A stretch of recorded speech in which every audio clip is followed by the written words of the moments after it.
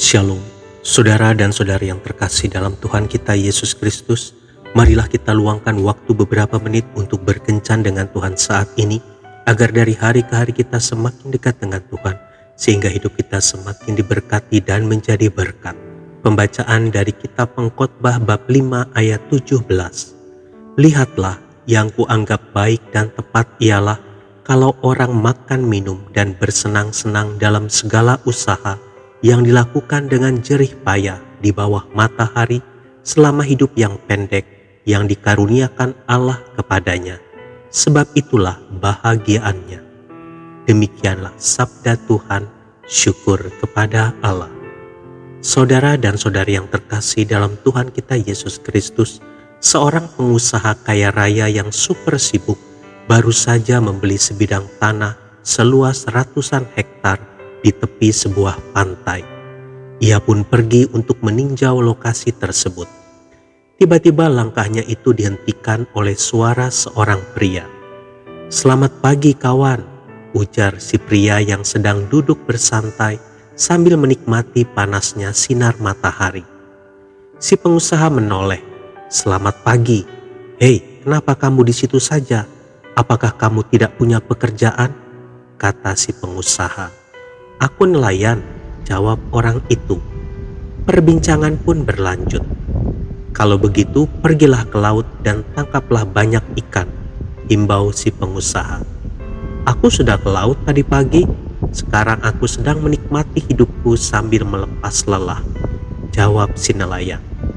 "Sekarang kembali ke laut," kata si pengusaha dengan nada agak tegas. "Tapi untuk apa?" tanya si nelayan. "Tangkap lagi ikan sebanyak-banyaknya," jawab si pengusaha.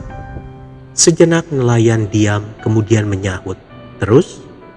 "Ya, kemudian kamu jual ikan itu supaya uangmu bertambah banyak sehingga kamu menjadi kaya," kata pengusaha. "Kemudian apa yang harus aku lakukan setelahnya?" tanya nelayan itu. "Kamu tinggal menikmati hidupmu," kata si pengusaha. Dengan wajah polos dan sambil tersenyum, si nelayan berkata, "Loh, bukankah sekarang aku juga sedang menikmati hidupku?" Si pengusaha terdiam dan berlalu, sementara nelayan terus menikmati sinar matahari dan angin pantai yang berhembus sepoi-sepoi. Ia betul-betul menikmati hidupnya. Saudara dan saudari yang terkasih dalam Tuhan kita Yesus Kristus, bukankah akibat terlalu bernafsu dalam mengejar kekayaan ataupun kesuksesan, kita terkadang justru lupa menikmati kehidupan itu sendiri?